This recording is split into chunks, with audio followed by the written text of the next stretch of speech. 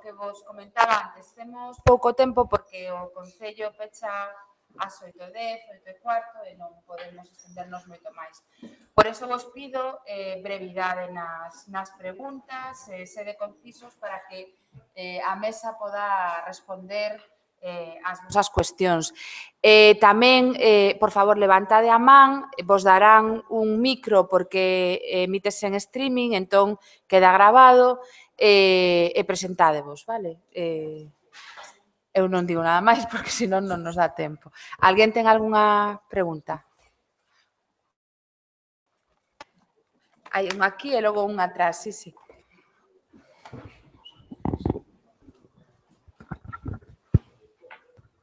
Sí, eu quería preguntar si cando empezastes a escavación tiñedes un punto de partida, algún plano, algún texto que vos indicara como era a situación, como estaba configurado?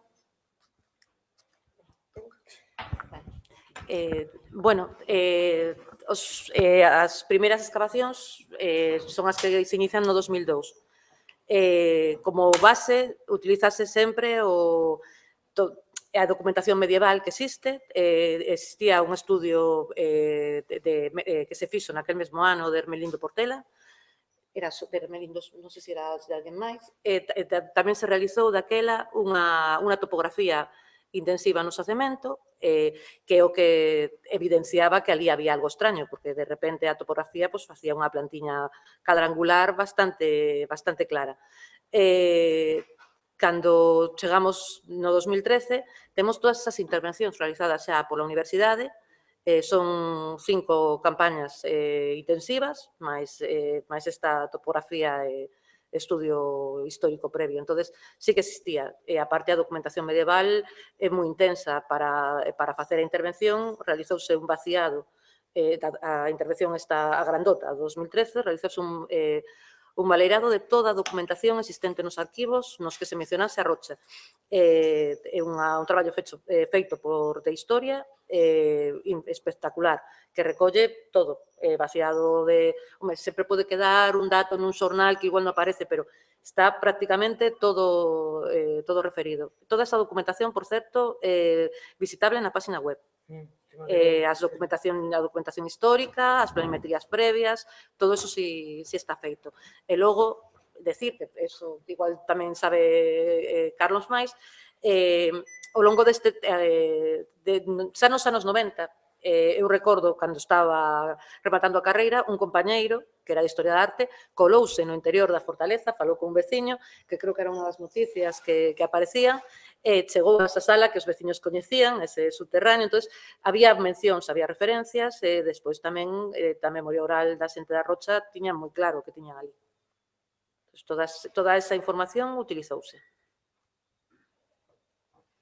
Había unha pregunta... En primeiro lugar, eu ledome que por fin as autoridades políticas, sobre todo, teñen en conta o traballo que fixo a Asociación Cultural A Rocha Forte por recuperar o castelo. Eu son, desde o principio, vi uns traballos que xente que está aí na mesa loitou a través da universidade, do Concello, a Xunta. Non había castelo, aquilo eran leyendas, agora hai un castelo, por fin. Bueno, pois temos castelo. Só dúas matizacións que quero facer. Un comentario jocoso, a xente riuse, cando mencionamos que a línea do ferrocarril, ese informe, falaba de Santiago Redondela. E como se chama? É Santiago Redondela, non é un error dun técnico, é que é línea de Santiago Redondela. A segunda, ese pasadizo, sinto suso, non é personal. O pasadizo valga de información, pensei que a técnica do Concello de mencionalo. Como sabedes, cando se fixo o trazado da línea de alta velocidade, a línea correuse hacia a direita, quizá para non perjudicarmos o castelo. O sea, a línea doblouse hacia o río para non perjudicar o castelo, gracias a unha xestión que fixo un grupo de xente, que non me va a caso mencionar, que se conseguiu modificar o proxecto. E conseguiuse modificar porque a Xunta dicía que ali non había nada. Vale? Non hubo informe arqueolóxico sobre o punto. Existiuse, non había nada. Pero dimos, moitas veces hai que ter cuidado cando mencionamos os técnicos, dimos co enxeñero de obra, unha persona xoven, que era un amante da arqueoloxía, asturiano, por certo. Yo me supo catar que ali había algo. De feito, conseguiu modificar 2,5 metros o xusto para non perjudicar máis o castelo. Se non o castelo, se non había, pasaría casi por medio do castelo. En segundo lugar, pediuse personalmente que deixara un paso para dar acceso a unha suposta outra zona arqueolóxica que está pegado ao río. No proxecto do ferrocarril non figura para nada ese paso. É un burato secreto que hai, porque non se recollía. O fixe un paso para que no día de mañá o Concello dera unificar a parte de arriba, a parte do castelo, ca parte da ribeira do río. Se non encontraremos co problema que non había posibilidade natural de dar, digamos, unha posible visita, pasar do castelo a parte de abaixo. O sea, que ten un fin. Outra cousa que hai que recordar ao Concello, que o Concello comprometeuse personalmente naquil intre o alcalde que estaba, de que iba no futuro proxecto urbanístico, iba a urbanizar a zona e aquel paso que inclusive se deixou con os ferros para que non se, por si acaso había un accidente, se puxera a urbanizar e usalo realmente como se parece que se pretende ahora no proxecto que hai urbanístico. Entón, é unha aclaración simplemente nese sentido.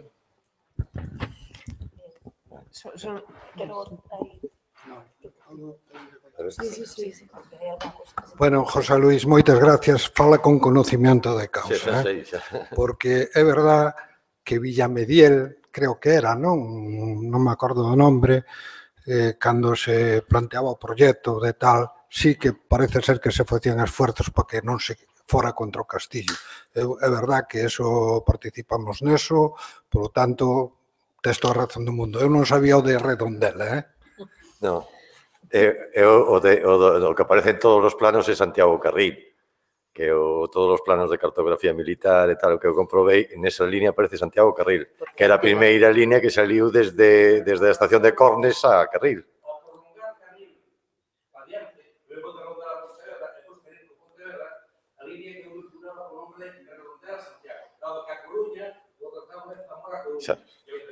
No, si eu sei que sabes máis disso, que eu digo porque en todos os planos aparece eso, pero bueno, eu poñía eso porque, bueno, outra das cousas era eso, que aparecía, nese mesmo plano aparece Real, en vez de Rial, que a aldea do Rial aparece Real, aparece unha ponte bella arriba de Torrente, e aparece outra ponte bella abaixo de Torrente. E onde está a ponte bella, que era a ponte bella da Rocha ali, pois aparece un muiño da Carmela. Claro, se faz unha documentación, a Carmela é a señora anterior a que eu vivía ali e tal, que era unha muiñeira dos anos, que hai xente que a coñeceu, dos anos 50, tal, non? Entonces, claro, esas denominacións de poñerlle, claro, depois hai máis muiños con nomes de mulleres, de muiñeiras, casi todos os da zona teñen nomes de muiñeira. Pero claro, se te faz unha documentación, unha memoria para un documento dese tipo, que te seque un pouco pararte a toponima, polo menos, che digo. O tema do Castelo da Rocha denomina o Ponte do Castelo da Rocha, en riba do castelo. Eu por eso decía, quizás eso que distía o de Santiago Rondela, eu coñecía sempre como Santiago Carril, porque era a primeira vía férrea que se fixo desde a estación de Cornes a Carril. O eso era o que tiña entendido. Esa era de ancho métrico. Era máis caipinha. Cuando se a línea ancho ibérico, se produjo esta Rondela. Bueno, cambiou por eso, pero era eso aí. Mira, sobre o tema que decías da variación de impacto.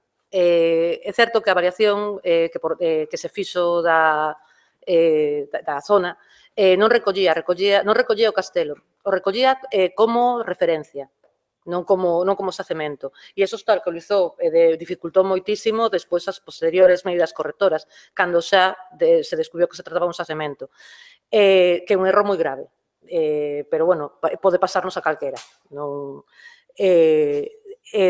Tamén hai outra cousa. Unha cousa é o interese que poda ter a persoa que ten o detalle de intentar que non se afecte o castelo, e outra cousa o que son as obras, porque eu cando falaba decía que un arqueólogo, hubo control e seguimento das obras en ese punto. Un arqueólogo non está as 24 horas do día.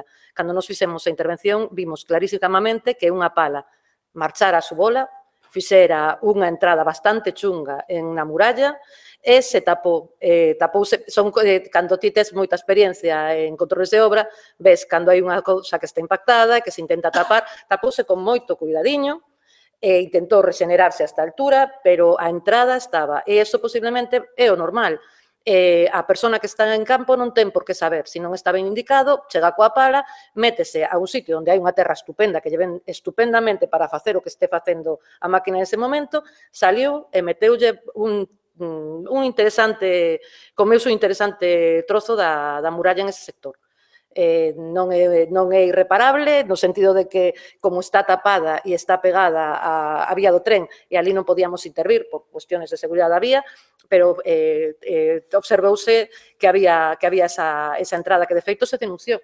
Os veciños denunciaron a existencia de obras que eu creo que coincidiu con esa entrada da que te estou falando. É perfectamente, na nosa memoria queda perfectamente constatado o lugar onde se meteu esa máquina. Sobre a planimetría antigua, non había, porque había sí que intenta ir cara a outro lado, pero eso saberás mellor ti que a min, as vías desta clase necesitan uns zonas ao rededor de respeto máis amplios. Polo tanto, a zona que afecta sobre o xacemento son casi 4 metros máis os que tiña a anterior vía, pese ao intento de ir cara a outro lado. Eu, antes de que continues coas preguntas, sí que quería comentar, porque non o dixemos ao principio, e como saiu varias veces, hoxe ia estar aquí Jorge Duarte como representante do Concello na mesa para falar sobre os traballos planificados de cara ao futuro dentro do Castelo, pero coincidiu con un pleno municipal. Nós non podíamos cambiar as datas porque xa estaban fixadas e, lóxicamente, pois, que se cambiaron. Claro. Entón, bueno.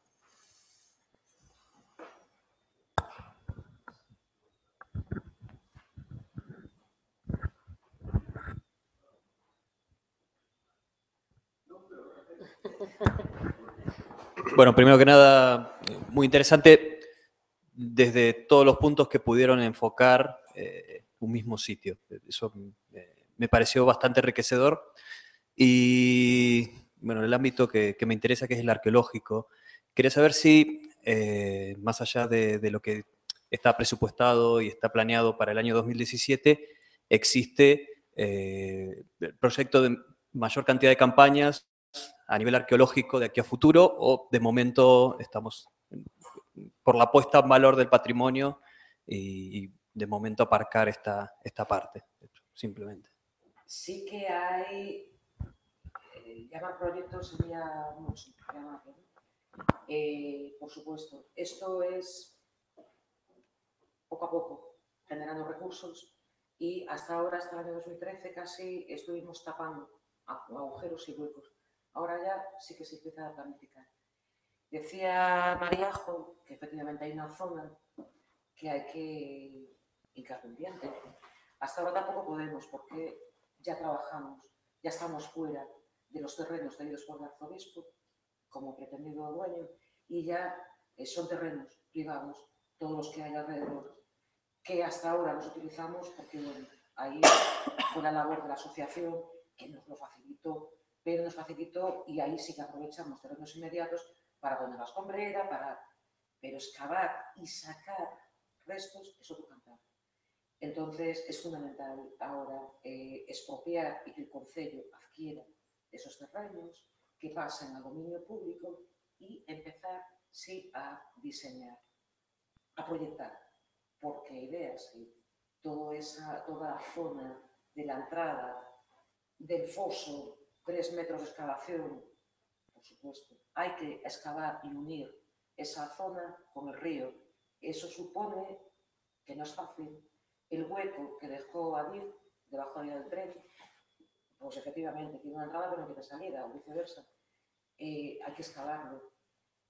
Lo hemos hablado muchas veces en el Concello. Hay que hacer una especie de rampa, ganar cotas, jugar con las cotas, pasarnos al otro lado de la gente.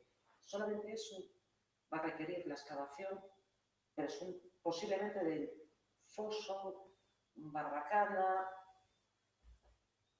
en los próximos años. Primero, el Concello tiene que hacerse con los terrenos por la vía de la expropiación y después generar otra vez ingresos y hacerlo. Y más, poco a poco. Pero eso sí. Sí. Bueno, falando dos terreos, a min ocurreseme agora mesmo que non sei se está así, eu creo que non, en relación á expropiación. Os terreos do propio Castelo é unha cesión do arzobispado, suposto arzobispado. Que pasa con eso? Porque dentro duns anos eso é dominio público ou que pasaría? Están dentro do terreo de Vale. Es un lío, y lo explicó Carlos, y Ana sabe de eso bastante más que yo. ¿Quién es el propietario? El arzobispado ahora dice que no. Dice que no. Pero hubo un momento que decía que sí. Es más, hubo acuerdos, eso se puede decir porque no es ningún secreto, hubo una especie de preacuerdos para hacer permutas, pues entre el arzobispado, el concello con el interés de obtener ya de una vez ese terreno. Pues ahora estamos en que no, el arzobispado no es, ellos mismos dicen que vuelven otra vez, que no son propietarios, igual, porque se va a expropiar igual, está en la bolsa de expropiación. ¿Qué pasa? Cuando el dueño es desconocido, se tiene que arreglar antes, por supuesto, cuando el dueño es desconocido, ese dinero de expropiación se paga y queda ahí en una caja, hasta que se identifique realmente quién es el dueño. Se va a expropiar. No esperamos a los 50 años, que ya han pasado 10 o 15. Por supuesto, está ya contemplado también para expropiar, porque es cierto, lo contaba Carlos, es que es de quién es. Tamén o Muiño do Castelo tamén aparece con propiedade descoñecida. Lo mismo. Que fueron del arzobispado no hay ninguna duda. Ninguna duda. Eso, los terrenos, el suelo y supongo que toda la actual aldea de Rochabelo. Toda la documentación que se vació en el año 2013, claro, no son archivos, bueno, son todo tipo de archivos. No encontramos nada que clarificara, pero también es verdad que los propietarios suelen estar registrados en otros documentos. En 1617 sí, era do arzobispado. Sí, pero después, todo el tiempo después de ya me saco todo, ahora no lo quiero. ¿Qué pasa? ¿Qué pasó? La desamortización. Pero pues Mendizábal. Pero eso, claro, efectivamente, es una posibilidad, pero se hizo con un inventario muy preciso. ¿Dónde están? Bueno, entonces, cuando fixeron a expropiarían, a quen lle pagaron? Pues es una buena pregunta para la que no tengo respuesta. Es una obra de utilidad pública. Entonces, claro, pero pasa lo mismo. Que yo sepa, no. Antes era así, no sé si últimamente hay otras formas. No a nadie de aquello, pues ahora tocó.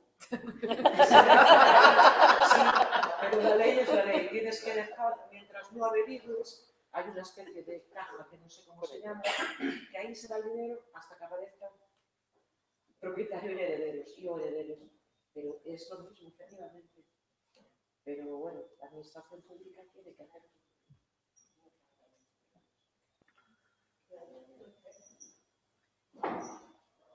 Vos non queredes comentar nada entre vos? Bueno, queda moito tempo. A min si quero facer hincapié, aínda que, lógicamente, Lola entende moito desas cousas e todo, pero que me parece unha lei tan inxusta. Esa lei, a expropiación, que a pagues moito, que a pagues pouco, unha lei que me parece lógica, polo menos algo pagas. Pero eso de protección así a secas, me parece unha lei tan injusta que eu creo que algún día ha de desaparecer. Pero antes tampouco entendía que lei te refieres. A la de protección de terrenos. Toda la protección que se hace de los terrenos alrededor del castillo, que es un porcentaje muy elevado. Yo creo que es insuficiente. ¿Qué? No, yo sé que siempre opinaste eso, sí, ya lo sé, pero... Otra cosa es que me parece que lo que se está pagando, lo que la ley estipula, por cierto, que es distinto, no es que lo decida alguien en concreto, que se pagan a 5 pesetas de metro cuadrado, no. Lo que hoy mismo la ley estipula, eso es otra cosa. ¿Por qué? Vamos a ver, es el yacimiento y el área de cautela. Yo ya he dado la opinión cuando se aprobó la general en el 2008 que se había quedado pequeño, tanto el área de protección integral, porque se había ceñido prácticamente a las murallas, y la tercera, y el foso, como el área de lo que antes bueno, sigue siendo área de respeto. Pero bien, también soy realista y hay que tener sentido común. Se delimitó un área que es la que está delimitada. Me parece que esa es la mínima, porque los terrenos del castillo van más allá, pero además de que haya restos, no restos, estructuras, no estructuras que aparecieron, y vosotros sabéis también de esto más que yo, porque nosotros nos encontramos en una acción arqueológica carretera arriba, pero vosotros sí, que tenéis años, bueno, viviendo ahí, y que aparecieron restos en otros sitios. Además de eso, de que pueden aparecer que no, que aparecen. Hay otros parámetros que ya no se pueden leer, es que la propia dirección xeral lo tiene como criterio, ¿no? Las leyes patrimoniales la amparan. Incluso a nueva ley, aprobada el año pasado, ha establecido una tercera zona, ¿no?, de protección, sobre todo cuando estamos hablando de un libro. Hay temas de visualización, de visibilidad, de impacto, bueno, la de ruidos, alegarlo con el labio al lado, de la vergüenza, no me pone colorada. Hay un montón de cosas. Si se quiere poner en valor... ¿Tú crees, perdona que te corte, tú crees que si yo voy a algún sitio a hablar del castillo a algunos vecinos que le parezca algo, le voy a recomendar lo que nosotros hicimos? No sé si me entiendes.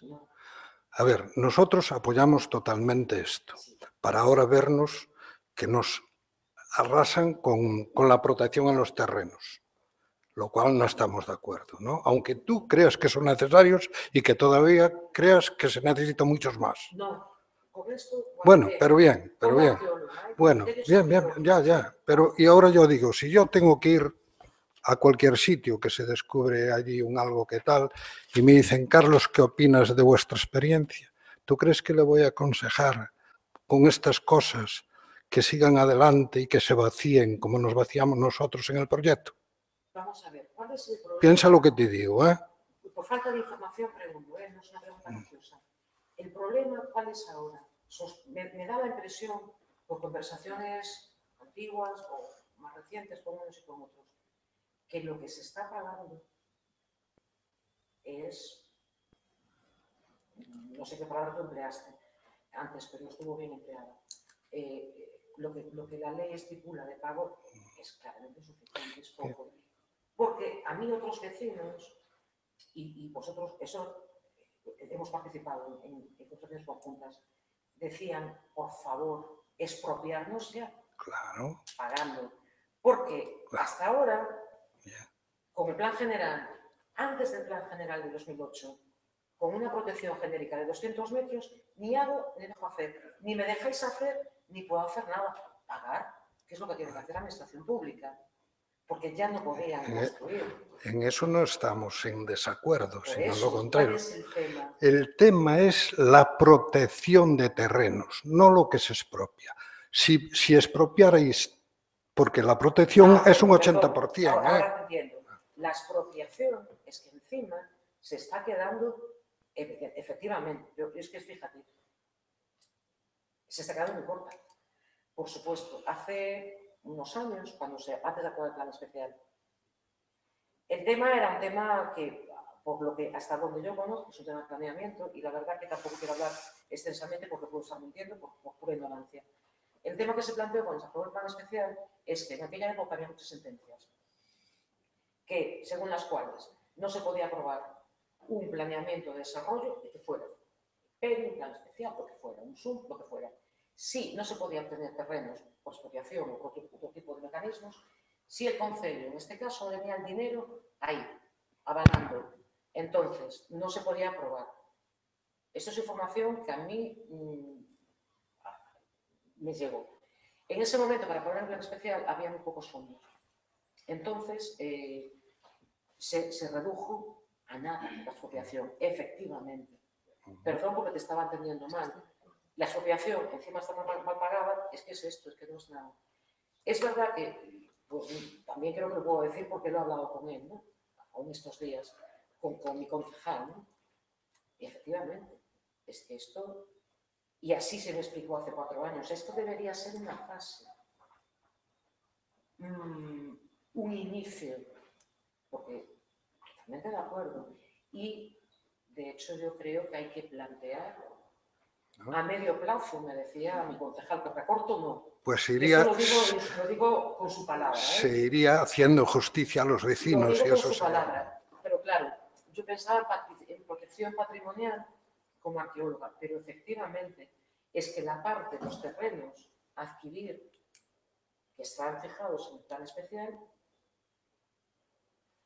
es que no puede ser. Por supuesto que no. Estoy totalmente de acuerdo. Pero también creo que el Concello ahora mismo está... Yo he hablado con mis jefes, ¿no? Que efectivamente es que eso no es de recibo. Y que a medio plazo, porque a corto, no. Porque a corto es cambio de planeamiento. Entonces mentiríamos si dijéramos, entonces lo arreglamos. Que hay que ir, por supuesto, hay que ampliar esa zona de expropiación. Perdona porque antes no entendí. Tienes toda a razón de mundo. Bueno, pero bueno, é o único que digo, claro. Nós era unha das demandas, nós fixemos 7 alegacións, bueno, propostas, non? Alegación propostas ao Parque Arqueolóxico. E unha delas era eso, que se fixera unha delimitación definitiva. O sea, antes de marcar ahora esta proposta que hai é por unha línea máis ou menos aleatoria, seguindo unhas parcelas e tal. Claro, nesa proposta, o que vos comentaba, unha das cousas a que nos sorprendeu, pois, o lado dereito da vía, expropiase o que é un camiño, non? Que queda fora, pois, o muiño do castelo e tal, pero ao outro lado, pois, unha desa terceira muralla, cando falábamos con Hermelino Portela, ten que haber unha terceira muralla. E esas canles de auga que chegan ao castelo, que se ven que chegan ali oblicuas, veñen de algún lado. E dis, bueno, eso non se pode seguir agora, no parque non vai a quedar esa canle. Nós o que decíamos, unha destas era facer unhas catas, para facer as catas non fai falta expropiar, temporal, facer unhas catas, ver máis ou menos os restos que poda haber, e en función dos restos facer esa delimitación. Non facer unha delimitación, pois, bueno, como xa vistedes que ten, bueno, pois sí, no aparcamento expropias ali porque ten que ser ali, o camiño que é unha das cousas, o camiño marca ese camiño. A min sempre me extrañou que un camiño, un castelo tan importante como ese que faga un ángulo de 90 graus entre valos. Entón, eu me imagino que o camiño hai outro que ven desde a lagoa, que teria que haber outro que ven de frente. Eu me imagino que é posible, non sei se está perdido, pero claro, claro, se se siguen os restos destos do pavimento, que para eso está, se se sabe cal sería o camiño original, pois o lógico sería xa contemplar as expropiacións nesa dirección para poder traballar nesa. Non hai que hacer sondeos. Bueno, non é necesario. La protección xa podría ser. Está bien. Xa. La expropiación por eso. Está O sea, que non se pode traballar fora porque... E despois, outra cousa que, bueno, que se cadra, bueno, vai xente... Pero, bueno, nos outra cousa que facíamos, outra das propostas, era buscarlle aos peregrinos unha volta, para que non teñan que volver sobre os seus propios pasos. Os peregrinos entrarían desde a Rocha, por onde está esa zona de aparcamento, accederían ao castelo e darlle unha saída para que poidan volver ao camiño. Non teñan que volver sobre o seu propio paso para volver ao sitio, porque primeiro xa a xente ven cansa de camiñar e se lle dis, no, vas 300 metros para diante, tens que volver para atrás. E hai esa posibilidade, pois, aproveitando ese túnel que el vendí, que está ali baixo, que quedou, que eu sigo dicindo que non está no seu sitio porque o camiño original estaba 50 metros máis arriba. Claro, dis, para facelo, para metelo debaixo do castelo, eu que quero decir, calquera dos veciños dali daquela lle preguntabas onde había que facer o túnel e che iban a decir en un mellor sitio do que fixeron. O sea, porque iban a facer por onde estaba o paso original, que era o camiño que para máis... Sí, Luís, pero aquí hai que aclarar, porque está José Luís, que posiblemente tamén sabe, está o amigo Carlos Avellán, que hoxe está de director de Ferrocarriles en Madrid. Hai que aclarar que ali en Angrois, na oficina de Renfe, creo que daquela ainda era Renfe, non? Bueno, pois hubo un debate entre un concejal e un servidor e o arquitecto do ayuntamiento. O arquitecto xa non o quería como principio. En segundo lugar, o incomodo foi grande porque de Adif dicíanos ou queredes facer ou non o queredes facer. Nós aquí xa damos o ultimátum. Entonces, o concejal de turno douse de conta de que era unha pérdida de un posible enlace e por capricho dese arquitecto fixos alí. Nós queríamoslo facer no auténtico camiño. Nós pedíamoslo pa alí. Pero claro, en isto os políticos, esas historias que un non entende a veces, Sí, pues, eso é o que... pero esa foi a realidade de que ese túnel este así, que non debía de estar, porque además era posiblemente ainda sea un enlace, pero non sei. Bueno, e despois outra cousa que quería, que foi a que fixe... Outra cousa que era sobre todo o tema de que unha das peticións que se lle pedía sempre a ese parque arqueolóxico, que é o que decíamos, era a incorporación do castro e dos petroglifos. É o que vos decía, os petroglifos, a min agora, caime alma ao chan, cando vou por ali, vexo que están cheos de toxos, vexo que a xente camiña por riba deles, porque está a valla, están sin ninguna protección. O sea, temos ese elemento patrimonial aí totalmente esquecido. Vendo estas expropiacións, non sei o que decíamos, bueno, por que non continuar o camiño e xa poder meter esa expropiación, expropiar esas, por lo menos o petroglifo e poder pensar en unha actuación posterior, porque, bueno, pois aproveitando, se cada desde o Concello dice que se paga barato, aproveita agora, non antes de que o sube. Pero é o que digo, máis que nada, sobre todo por protexelo, porque nestes momentos, de vez en cando, vas por ali e ves que están pintados, que están rayados, non están ni señalizados, non hai información, e dis, oye, pois xa que se vai a facer esta inversión, este gasto de 1 millón de euros aquí, e dicir, oye, pois quitando os cartos desa segunda valla, que penso que espero que non se faga, porque aparecen contemplados, xa, bueno, aparecen aí as vallas, pero si cadra expropiar simplemente ese elemento patrimonial. Xa non digo todo o castro, pero a zona do petroglifo e os accesos ao petroglifo. Esa era unha das outras das demandas que tiñamos desde... Iba a contarlo antes, pero, perdón, foi tanta gráfica que non me acordé, non é unha valla, o que está previsto. Es que no huevo, el tren no podemos moverlo. Es tremendo, está dentro del yacimiento, el ruido, la visión. Entonces, no es una valla, es una especie de pantalla que Adif sí, porque permitiría, porque eso es otro lío, ¿no? Adif tiene que conceder permiso para no aislar, pero reducir un poquito el impacto visual, que no sonoro. Permíteme, Lola, que eso que tú dices, lo propuso Adif cuando se habló de esos túneles, lo propuso y estaban dispuestos a hacerlo, por lo menos verbalmente. Y ahí los políticos no tuvieron, hoy debía de estar aquí los políticos para escuchar. Políticos daquela, sí. Pues sí que propusieron eso, además hacer unas alegorías históricas en la pantalla, bueno, o sea que eso fue el principio, o sea que ya ves. Perdoade, pero temos que cortar, porque non hai tempo para máis. Lembrade, por favor, a visita ás 10:30 o sábado, quedamos no Centro Sociocultural como punto de encontro, os que non o fixeron que se anoten, e, bueno, distribuiremos en función dos que seamos. Comentarvos que a seguinte actividade do Consello da Cultura Galega por parte da sección é unha xornada que haberá o 10 e 11 de maio, o patrimonio compartido, colaboración aberta a institucións da memoria. Por se alguén está interesado, tedes na página web do Consello a información. Moitísimas grazas a todos vos por estar hoxe aquí, por participar no encontro e os que viñechedes como asistentes tamén.